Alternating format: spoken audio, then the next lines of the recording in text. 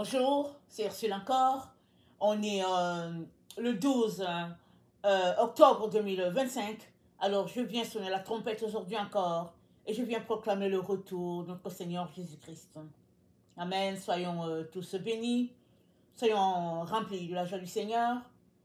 Et aujourd'hui, n'est-ce pas, nous allons parler du combat, n'est-ce pas, de la femme contre le dragon.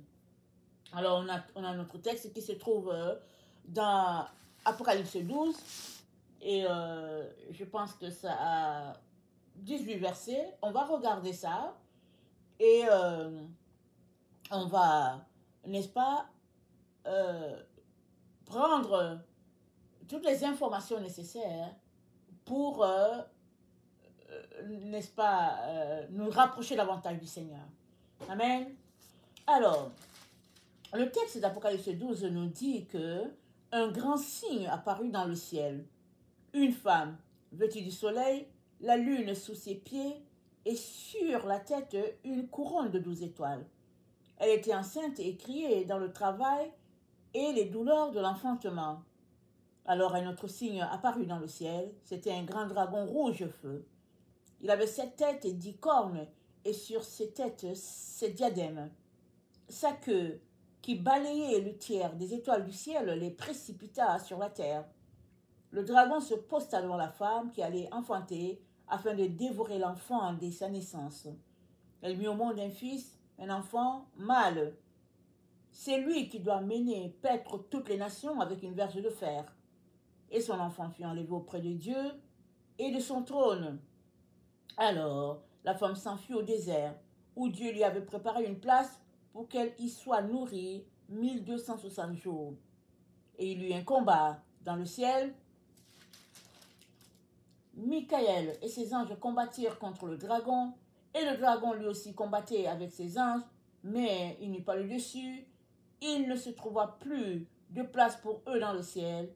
Il fut précipité. Le grand dragon, l'antique serpent, celui qu'on nomme Diable et Satan, le séducteur du monde entier, il fut précipité sur la terre et ses anges avec lui. Et j'ai entendu une voix forte dans le ciel qui disait: voici le temps du salut, de la puissance et du règne de notre Dieu et de l'autorité de son Christ, car il a été précipité, l'accusateur de nos frères, celui qui les accusait devant notre Dieu, jour et nuit. Alléluia. Amen. Le texte continue, mais c'est comme une répétition de ce qu'on vient déjà de lire.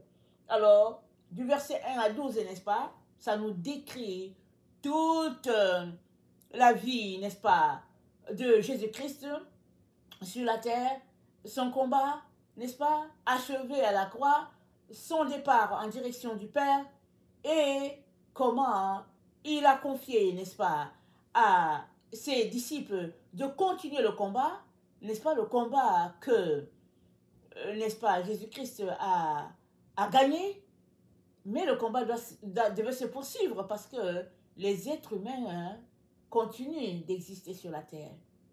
Le monde n'a pas arrêté d'exister parce que Jésus-Christ est parti à Dieu. Non, le monde a continué de se développer. Rappelons-nous, Jésus-Christ est venu au 1er siècle et nous sommes au 21e siècle. Donc, n'est-ce pas, les gens ont continué de se multiplier et à chaque génération, l'occasion est donnée, n'est-ce pas, à la femme de combattre contre le dragon. Parce que le dragon a été vaincu à la croix. C'est là qu'il a été précipité. Avant cela, n'est-ce pas, le Seigneur, l'éternel Dieu, n'est-ce pas, a précipité les anges, il les a déchus de leur place devant Dieu, n'est-ce pas? Et Jésus-Christ n'était pas encore venu pour que la victoire soit totale pour l'être humain. Satan vivait dans la présence de Dieu jusqu'au jour où Dieu a trouvé l'iniquité dans son cœur. Il a été précipité et nous sommes informés qu'un tiers des anges ont été corrompus, si bien qu'ils n'étaient plus dans la présence de Dieu. Mais l'être humain n'avait pas encore reçu la victoire.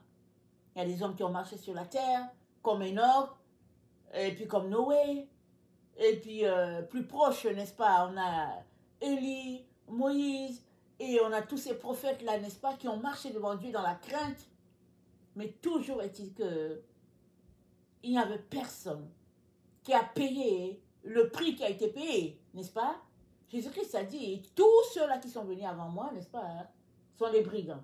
Il y en a qui sont venus se clamant d'être le Messie, celui-là qui allait restaurer, n'est-ce pas, Israël dans sa gloire.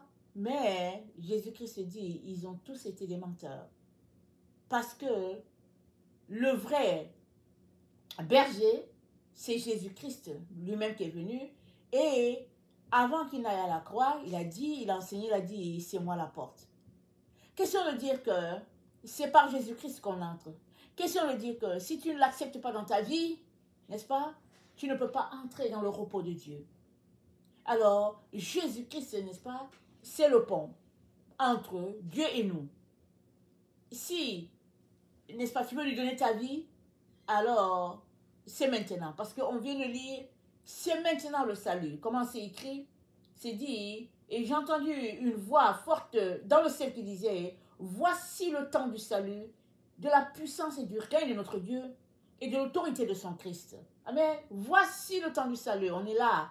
Et ce temps du salut, n'est-ce pas, a été offert à l'humanité par la mort et la résurrection de notre Seigneur depuis le Golgotha. Ça fait 21 siècles qu'on est dans le temps du salut. Amen. Alors toi, ne rate pas l'occasion de donner ta vie à Jésus si tu ne l'as pas encore fait.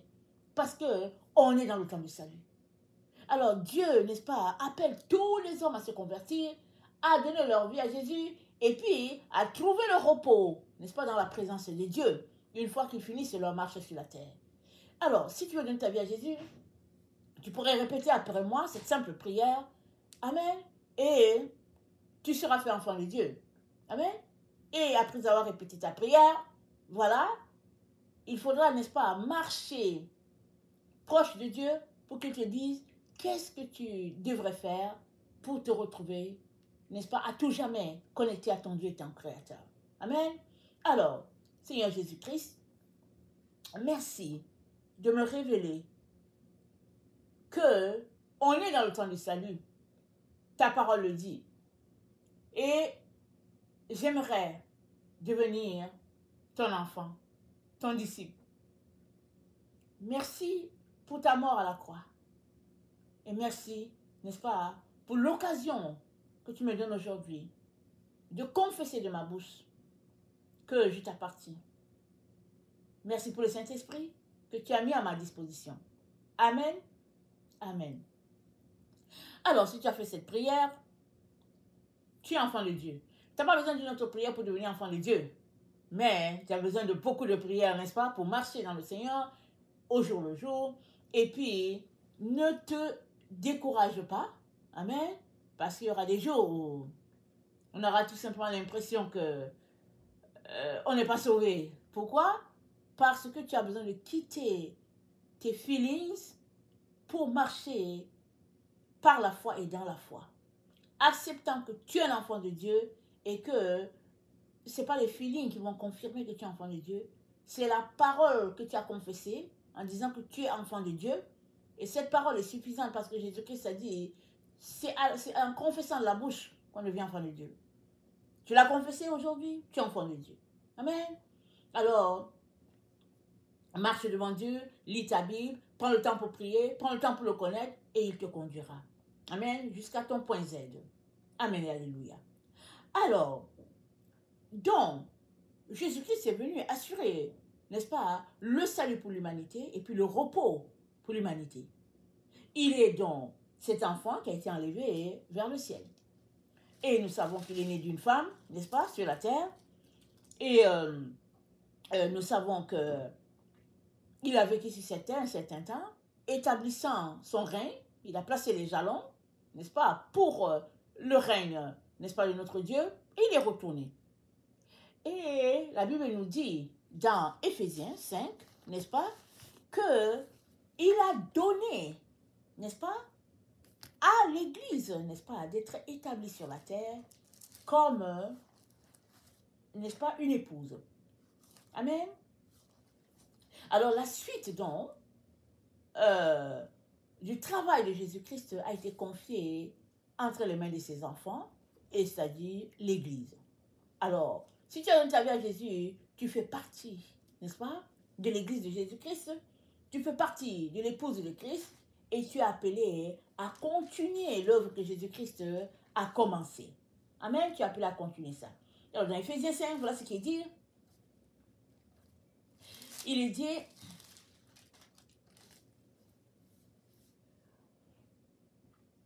de même que l'Église est soumise à Christ, non, c'est pas là.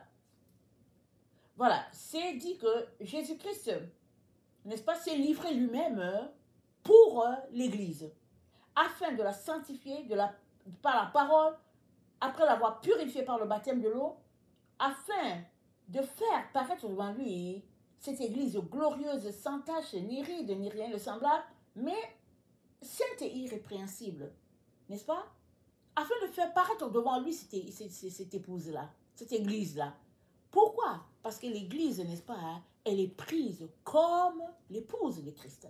Et c'est dit dans Colossiens, attendez, dans Colossiens, c'est dit au verset 17, n'est-ce pas? Colossiens 1, le verset 17, Jésus-Christ est avant toute chose, et toute chose subsiste en lui. Il est la tête du corps de Christ. Il est le commencement, le premier-né d'entre les morts, afin d'être en tout le premier. Donc, il est la tête du corps de l'Église. C'est-à-dire, ça c'est le verset 18. Il est la tête. Et nous, nous sommes le corps. Amen. Donc, l'Église, n'est-ce pas, c'est l'épouse de Christ. Nous ne pouvons pas faire autre chose. Nous ne pouvons pas faire autre chose que la tête ne nous a pas dit de faire.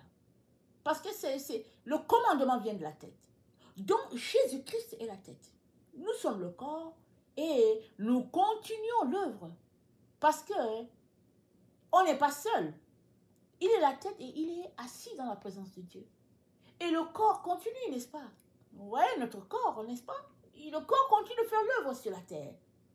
Si bien que quand les gens cherchent Jésus, c'est à travers ses enfants qu'ils le voient, en train d'agir. Amen et alléluia. Donc, c'est ça que notre texte nous dit.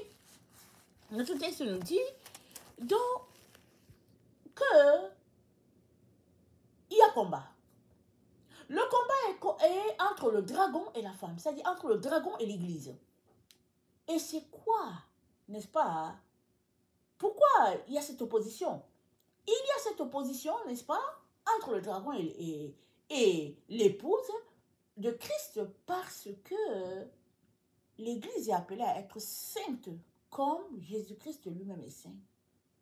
L'Église ne peut pas accepter en son sein les choses du dragon. Parce que Jésus-Christ, on vient de le lire, Jésus-Christ, n'est-ce pas, a purifié son Église afin de la présenter à lui-même. N'est-ce pas? Il se l'a présentée à lui-même. Et cette Église, il la présentera au Père. Pour dire, Père, voici ce que j'ai fait. Regarde, voilà le travail. Amen. Et dans un texte, n'est-ce pas, dans Pierre, Pierre a dit que Dieu nous a associés à lui dans l'œuvre. Il a fait de nous des participants à la gloire divine. Amen. Quel privilège. Il nous a associés à l'œuvre. Nous sommes donc, n'est-ce pas, appelés à présenter Christ, juste par notre attitude, juste par notre façon d'être. Et le texte que nous lisons dans Apocalypse 12 dit, et ils ont vaincu le dragon. Et ils l'ont vaincu comment? Par la parole de leur témoignage. Comme on vient de le faire tantôt, ceux-là qui ont donné leur vie à Jésus-Christ, n'est-ce pas, en ouvrant la bouche, sont en train de témoigner. Ils témoignent, ils disent à tout le monde, on appartient à Christ. Ça commence là. C'est le point de départ. du témoignage, n'est-ce pas, de l'affirmation d'appartenir à Jésus. Mais ça ne s'arrête pas là. Parce que dans Apocalypse 12, le verset 11, c'est dit, Apocalypse 12, le verset 11, attendez, c'est dit, mais eux, ils l'ont vaincu par le sang de l'agneau et par la parole dont ils ont rendu témoignage. Ils n'ont pas aimé leur vie jusqu'à craindre la mort. On est dans les temps où toutes ces choses-là que tu aimes là, laisse de côté. Concentre-toi, n'est-ce pas, sur aimer ton Jésus. Concentre-toi à confesser ton appartenance à Jésus dans chaque occasion, dans chaque situation, parce qu'on est en plein combat. Et c'est quoi le combat? Le combat, c'est le combat du mal contre le bien. C'est ça le combat. Ceux-là qui sont du côté du dragon veulent le mal. Ils aiment ça. Ceux-là qui sont du côté de la femme veulent le bien. La femme, c'est l'Église. Mais il ne s'agit pas de juste vouloir le bien avec son intention, avec ses pensées. Il faudrait aller plus loin que vouloir le bien. Il faudrait t'engager à suivre Jésus, n'est-ce pas? Alors tu ouvres ta bouche pour que tu confesses Jésus-Christ, je t'appartiens. La deuxième étape, n'est-ce pas, c'est de marcher dans ce que Jésus-Christ a pour toi. Et c'est ça, c'est là que se trouve le défi. C'est de marcher là-dedans. Alors que tu te mets à marcher, alors le dragon vient souvent pour te mettre les bâtons dans les roues. Pourquoi? Parce qu'il ne veut pas que tu ailles de l'avant. Alors le dragon s'est dit que le serpent ancien, mais on ne le voit pas de nos yeux. Il s'est juste, n'est-ce pas, infiltré, n'est-ce pas, dans les différents milieux, n'est-ce pas, les différentes organisations, jusque dans l'Église. Il s'est infiltré. Il s'est infiltré dans la vie d'Adam par, n'est-ce pas, ses pensées. Et maintenant, il s'infiltre dans la vie de tout humain par ses pensées, sa méthode, sa façon de faire. Voilà un peu. On ne peut pas dire, ok, ici, voilà, le dragon est par ici, et puis il est de ce côté. Non, on ne peut pas le dire. Parce qu'il s'est infiltré partout. Il est partout. Il n'y a pas un endroit où il n'est pas. Mais voilà ce que Dieu dit. Dieu dit, c'est assez qu'il soit jusque dans l'église. C'est ça que Dieu dit. Il dit non, c'est assez qu'il soit jusque dans l'église. Alors il dit, mon peuple sort du milieu, n'est-ce pas, du dragon. Ne participe plus aux œuvres du dragon. Parce que moi, Jésus-Christ, je suis mort pour sanctifier l'église. Je suis mort, je l'ai purifiée, afin qu'elle ne demeure pas dans les choses, n'est-ce pas, ténébreuses. Mais elle continue d'y être. Alors, je demande à mes enfants, à ceux-là qui m'aiment, je leur demande de se mettre à part, de refuser de participer à tout ce qui leur est proposé, n'est-ce pas, pour le compte du dragon. Tu ne peux pas savoir forcément qu'est-ce qui est du compte du dragon, qu'est-ce qui ne l'est pas. Tu peux savoir, parce que ce n'est pas quelque chose qu'on voit à l'œil, c'est quelque chose qu'on voit avec l'œil de l'esprit. Alors, pendant que tu donnes ta vie à Jésus, le Saint-Esprit, n'est-ce pas, va t'aider à savoir qu'est-ce qui est de Dieu et qu'est-ce qui ne l'est pas. Évidemment, tu as besoin de lire ta parole. Tu as besoin de communier avec Dieu. Et c'est dans ta communion avec Dieu que tu vas savoir que Dieu a dit ceci à telle partie, alors je vais dans telle direction. Ou Dieu n'a pas dit ceci, du coup, je ne passe pas avec eux parce que ça ne vient pas de Dieu. Donc voilà le combat d'Apocalypse 12. Ce n'est pas un combat avec les armes. Ce n'est pas un combat, n'est-ce pas, avec la chair, le sang. Non, non, non. C'est un combat en esprit. Et ça se gagne par la parole de Dieu. N'est-ce pas? Que tu confesses. Et puis, par la puissance du sang de Jésus. Vous savez, le sang de Jésus, c'est ça qui nous défend. C'est ça qui nous protège. C'est ça qui acquiert les victoires pour nous. Parce que le sang de Jésus, n'est-ce pas, c'est ça qui a lavé, purifié toute l'humanité. Juste une seule goutte du sang de Jésus, et c'est suffisant pour laver, n'est-ce pas, tout le monde. Parce que c'est un sang pur, c'est un sang, n'est-ce pas, sans péché. C'est quelqu'un qui qui n'a pas péché, n'est-ce pas? Il est venu donner sa vie, il est mort injustement, et ce qui fait que son sang, c'est à un prix qu'on ne peut pas donner. C'est rare. On ne peut pas donner ça. Donc, quand même tu dirais merci Jésus, la seule chose que tu peux faire, c'est de dire merci parce que tu ne peux rien faire d'autre à la place pour dire à Jésus, ok, tu as versé ton sang, voilà le cadeau que je te donne. C'est pas possible, il n'y en a pas. Il n'y a pas de cadeau possible. N'est-ce pas pour ça que Jésus-Christ a fait? Voilà pourquoi le Seigneur te dit, parce que Dieu t'a donné, n'est-ce pas, ce cadeau-là extraordinaire, fais tout pour le garder. C'est-à-dire, livre le combat contre le dragon. Amen, livre le combat. Beaucoup de gens n'aiment pas se combattre, n'aiment pas combattre. Amen, ils n'aiment pas combattre du tout, et puis ils sont amorphes, et puis donc vraiment nonchalants. C'est arrivé, n'est-ce pas, à Israël. Dieu leur a dit, je vais vous donner la terre promise qui est là. Ils ont dit, ok, d'accord, fine, ils étaient contents. Mais maintenant, Moïse a envoyé 12 espions pour aller explorer le pays, pour qu'ils aient une idée, n'est-ce pas, de ce qui se passe.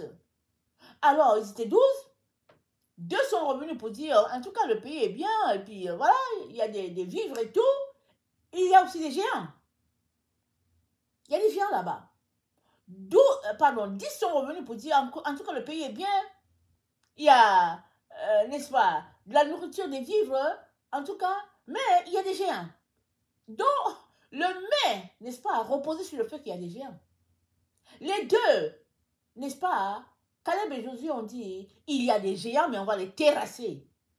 Les 10 ont dit, il y a des géants et puis ils vont nous terminer. Alors, voilà comment le peuple s'est placé en arrière des 10. Ils ont embarqué dans la peur. Et ils ont dit, on est fini. Pourquoi tu ne nous as pas laissés en Égypte? Là-bas au moins, voilà ce qu'on aurait fait. Et puis tatata, et puis tatata. Mais, Caleb et Josué ont dit, oui, il y a des géants. Mais notre Dieu est plus fort que les géants. Notre Dieu va nous donner ce pays. Parce que notre Dieu est puissant. C'est la même chose encore aujourd'hui. C'est la même chose. Tu n'as pas le choix que de combattre. Tu ne peux pas dire, ok, la situation est trop compliquée, et puis, non, moi, je veux me reposer, et puis je vais attendre, n'est-ce pas, que Jésus-Christ vienne, et puis le problème sera réglé. Non, tu dois combattre.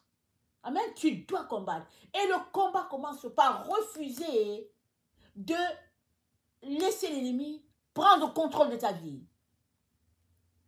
Parce que l'ennemi, c'est le dragon, tu ne le vois pas. Mais tu sais que tu appartiens à Dieu. Donc, dans toutes ces politiques, n'est-ce pas, ces stratégies, pour te détourner de Dieu, tu dois garder, n'est-ce pas, ta position dans la maison de Dieu.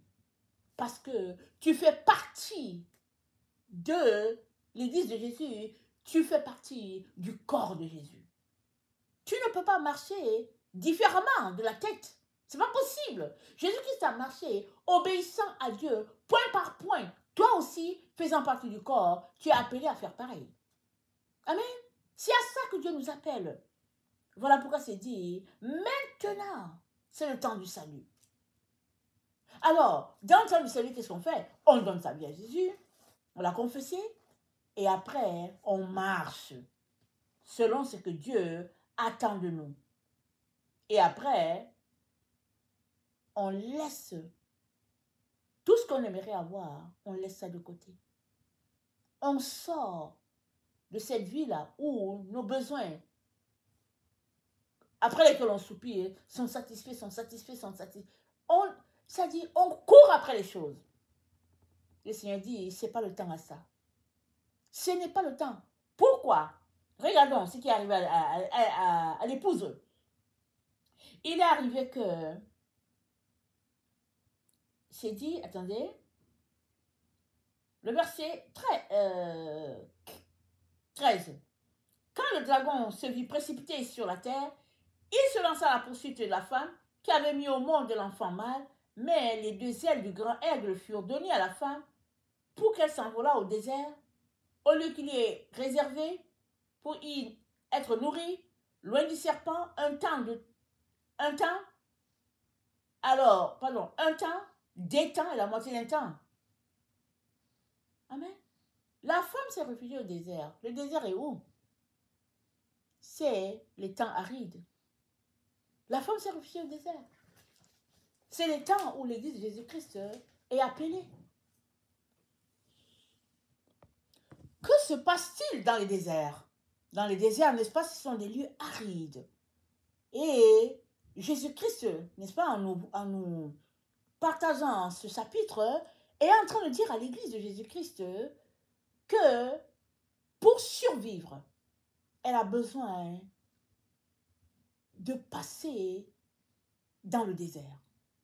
Elle a besoin de se retrouver dans ce lieu aride où elle va passer son temps à chercher la face de Dieu, n'est-ce pas?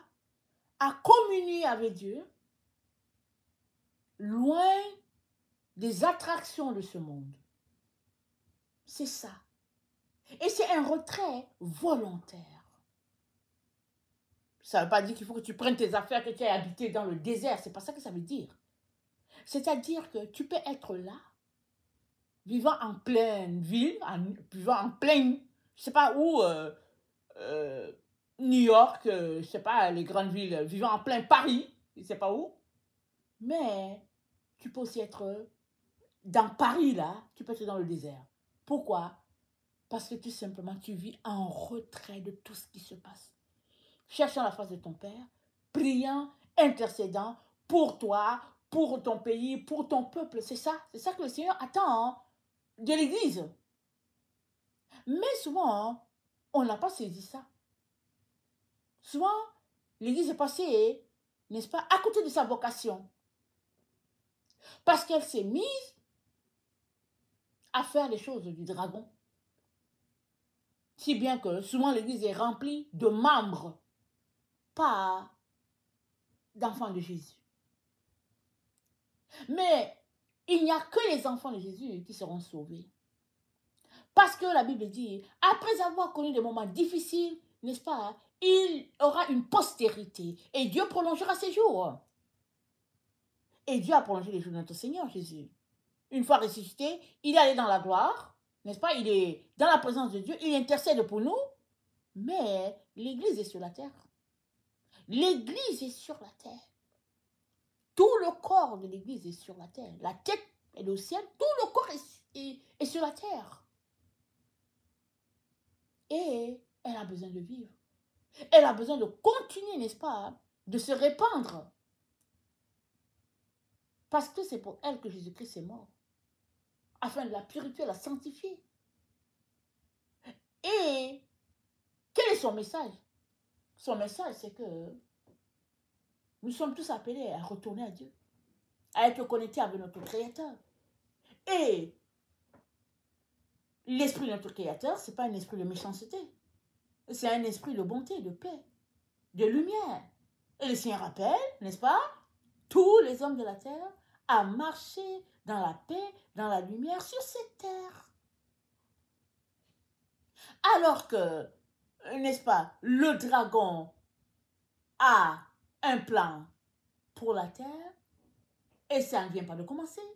Rappelons-nous, depuis le temps de Nebuchadnezzar, Dieu a montré le rêve à Nebuchadnezzar. Mais le dragon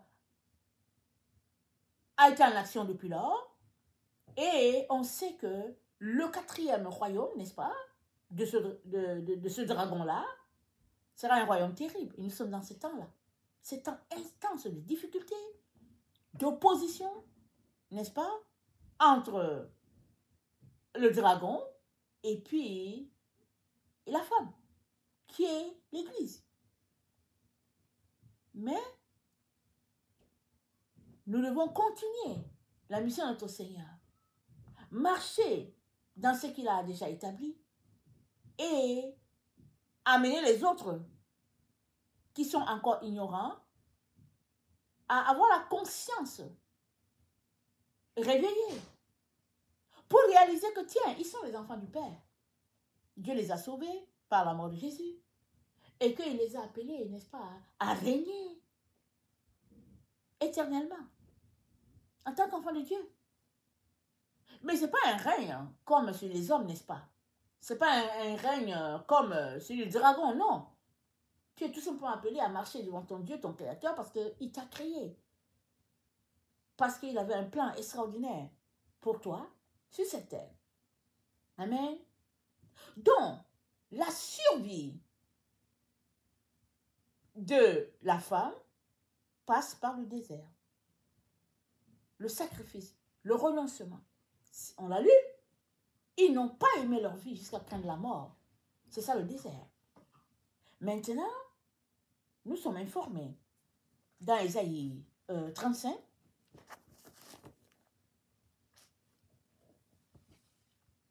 Au verset 7, n'est-ce pas, c'est dit, le mirage se changera en étang et la terre desséchée en source d'eau. Verset 9, sur cette route, point de lion, nulle bête féroce ne la prendra, nul ne s'y rencontrera, les délivrés y marcheront, les rachetés de l'Éternel retourneront, ils iront à Sion avec chant et triomphe.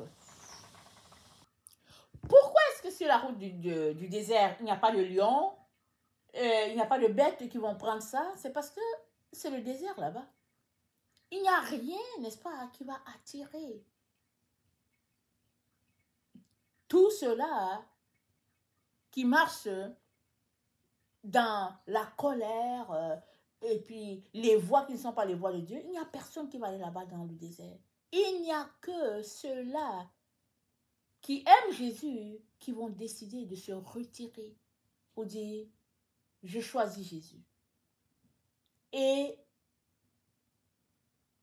je vais vivre, n'est-ce pas, en retrait pour le connaître.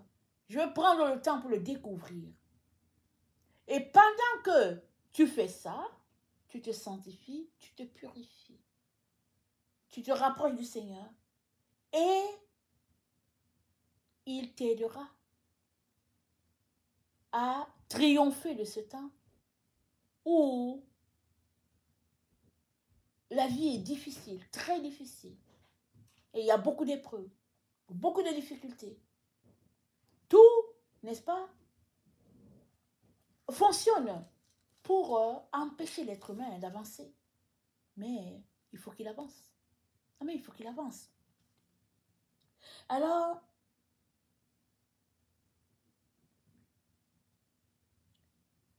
le Seigneur vient t'informer, n'est-ce pas, que on regarde Ésaïe 35, verset 1, c'est dit, le désert et le pays aride se réjouiront, la solitude s'égayera et fleurira comme un narcisse. Je répète, le désert et le pays aride se réjouiront, la solitude s'égayera et fleurira comme un narcisse. Dans le désert, on s'égaye. Mais oui, c'est ce que le Seigneur dit. Dans le désert, c'est là que l'Église de Jésus-Christ va s'égayer, c'est là qu'elle va s'épanouir, c'est là qu'elle va, n'est-ce pas, continuer sa mission. Parce que ce n'est pas un lieu où le désert, où le dragon aime être.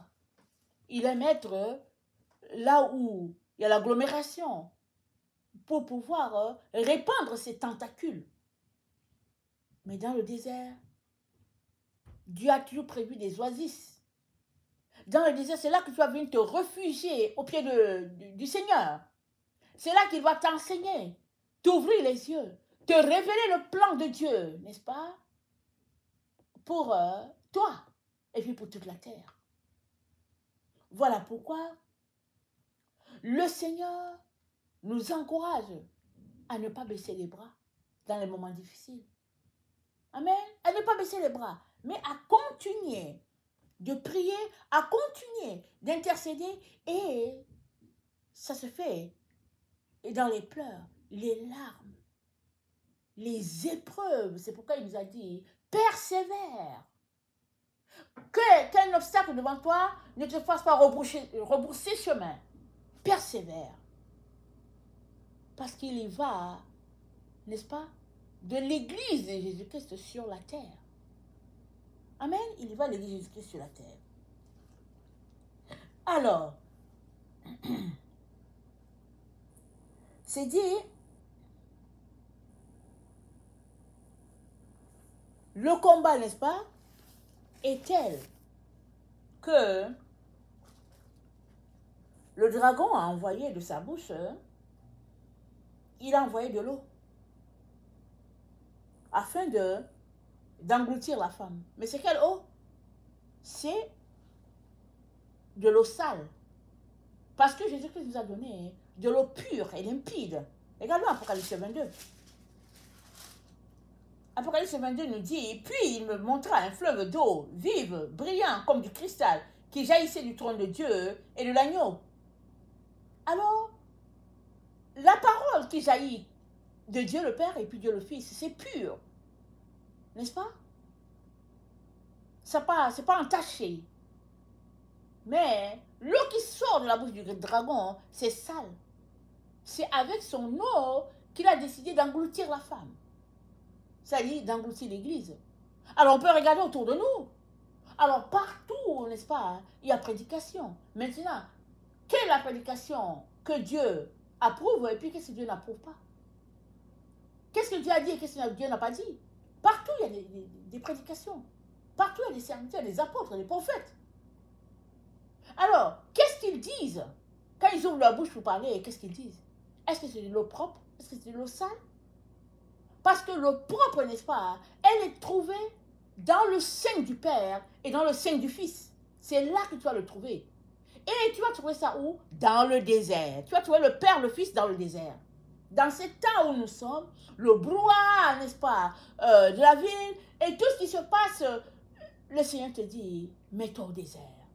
Et là, au désert, tu rencontreras le Seigneur, n'est-ce pas? Et il t'aidera, il te donnera tout ce dont tu as besoin pour pouvoir, n'est-ce pas, triompher. Et triompher, c'est quoi? Continuer ce que Dieu a pour toi sur la terre. C'est ça. Amen. Ne nous décourageons pas. Nous avons le sang de l'agneau pour nous donner, qu'il nous a donné, pour nous protéger, pour avancer. Nous avons sa parole, que nous sommes appelés à confesser avec nos lèvres. Et nous avons, n'est-ce pas, l'espérance qu'il nous a donnée. Alors, avançons. Et Jésus-Christ a dit quoi? En allant en fait des disciples. Donc, avançons dans notre désert. Dans notre profondeur de désert, avançons. Mais pendant qu'on est en train d'aller dans le désert en profondeur, n'est-ce pas, hein, faisons des disciples. Convertissons-les, disons-les, n'est-ce pas, que Dieu les aime. Amen. Et leur vie va changer. Et ils vont réaliser, n'est-ce pas, que Dieu leur a donné, n'est-ce pas, toute la gloire, tout le bonheur, et que le dragon veut tout simplement les en priver. Amen. Que le Seigneur bénisse sa parole et que sa joie soit notre force. Amen et alléluia. Amen et amen.